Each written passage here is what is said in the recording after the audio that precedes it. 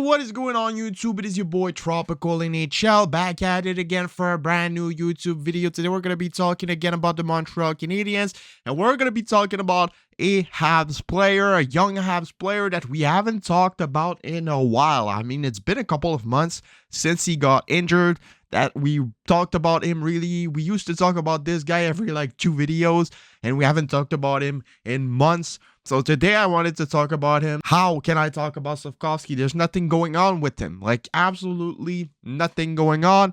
And I decided just to make a video talking about what should the Montreal Canadiens do with Juraj Slafkovsky next season. So today we're going to be talking about this, but before getting into the video, I invite you guys to subscribe if you haven't already. We're trying to get to 5K subscribers before the summer. I'm starting to believe that it's impossible because we're getting closer and closer to the summer, and we're still like 1.6K away, so it's going to be really difficult. But since 70% of people watching the videos aren't subscribed, if you guys subscribe, that would really help me out. So yeah, let's try and get 100 likes again on this video. That would be amazing. So yeah, what do the Montreal Canadiens need to do to help Juraj Slafkovsky develop into the player they drafted him to be? So yeah, Juraj Slafkovsky had kind of a disappointing first season in the National Hockey League. I mean, his rookie season wasn't the best. It was not the worst either. He played 39 games, got 4 goals, 6 assists for 10 points. He was starting to get a lot better before he got the injury, but he got a knee injury that ended his season, so it made it even more disappointing because we haven't seen much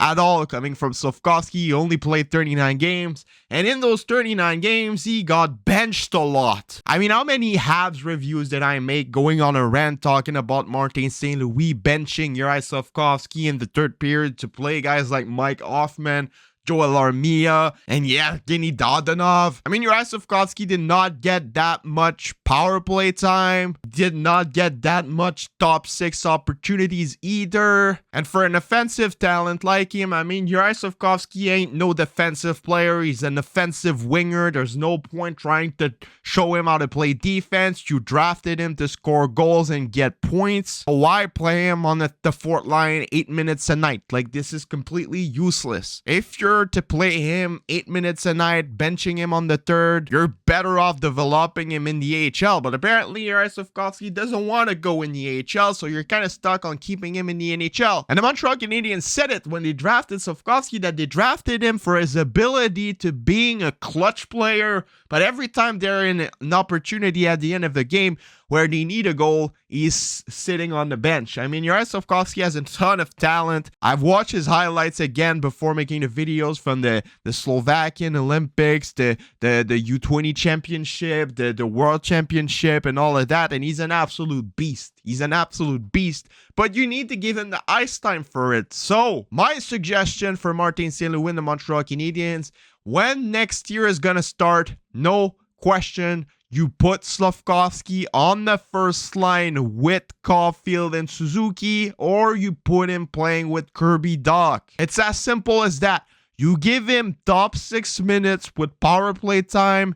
You let him adapt to the speed of top 6 play in the NHL. You give him offensive opportunities, an offensive role, and he is going to get points, and he is going to improve. He's not going to be improving sitting on the bench playing in a defensive role on the fourth line. That's the only issue I have with the Montreal Canadiens right now, is how they've been treating and using Juraj Slafkovsky. I mean, a lot of people have talked to his dad on Twitter, and he said it multiple times that Slafkovsky wishes for more ice time, that he wanted Slafkovsky to play on the top 6, that they were happy before Monahan got injured because he was playing with Monahan. And when Slafkovsky was playing with Monahan, he was doing great, but Monahan got injured and Slafkovsky came all the way down to the fourth line again. I mean, you don't draft a guy like this first overall to play him on the fourth line.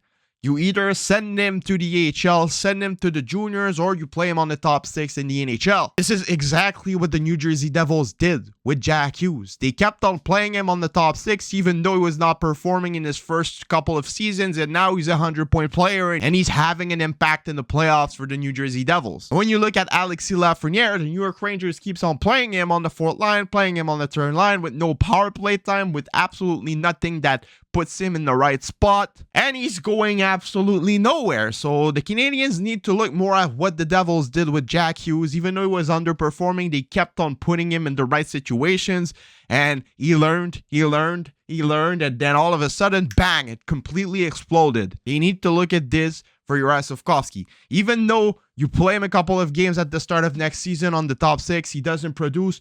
Don't put him on the fourth line. Keep him there. He's going to learn. You're not going to be winning the Stanley Cup right now anyways. You're better off showing him how to play on the top 6 right now than in 3 years when the team will be ready to compete. Juraj Slafkovsky needs to be played on the top 6. We're in a rebuild. We're in development situation. Look at Goulet. They played him on the top 4. He learned really quickly. They need to do the same thing with Juraj Slafkovsky. Give him top 6 minutes. Either playing with Suzuki and Caulfield, either playing with Kirby Dach. I do not care, but he needs to be on that power play. He needs to be on the top 6, and he needs to get offensive opportunities, because if they keep on playing him 8, 10, 12 minutes a night on the third or fourth line, he's not going to go anywhere, because he's not that type of player. He's the type of player that needs offensive opportunities to do well, and the Montreal Canadiens did not give him that in his first year. It might have been to protect him. It might have been just to show him in the first year, like, look, this is how it works. Next year, we're going to give you more ice time. It's a possibility. But if I come in October and I see Slafkovsky still getting the same treatment, I'm going to be mad. I really am going to be mad. It's either you send him to Laval or you play him on the top 6. If you don't do that, it's just never going to work, and he's going to turn out as a bust. Not because he is a bust, but because he's not been treated properly, in my opinion. Even his coach from Slovakia said it last year before the draft. If you're about to draft Juraj Slafkovsky, play him in the top 6. If not, don't draft him. He said the same thing about Simon Nemec. Simon Nemec got really good minutes in the AHL, and he developed really well. Just look at Kirby Dach. He was getting the same treatment in Chicago, and when he came in Montreal, they gave him top 6 minutes, and he was a completely different player. The Montreal Canadiens need to give Slafkovsky top 6 minutes. That's it. That's it. That's the only solution. So yeah, top 6 or AHL, I don't care, but he needs to play more, because if he doesn't play, he's going to turn out like Alexis Lafreniere. I mean, Juraj Slafkovsky has an absolute insane ceiling. He has an unlimited amount of potential. He could become a similar type of player to Mikko Rantanen, but for that, he needs to play. He needs to get ice time. He needs to get opportunities. He needs to be on that first power play. You don't draft a guy first overall to put him on the bench playing on the fourth line. You draft guys first overall to put them on your first power play, to put them on your first line on the top 6. No matter how he's performing, I do not care. He needs to be there, just like the Devils did with Jack Hughes, and it worked really well. So yeah, let me know what you guys all think about this in the comments below. It's been your boy, Tropicalnhl. Subscribe, leave a like, leave a comment, share, do anything as you want, and I'll see y'all later for another video. Have a nice rest of your day, and bye-bye.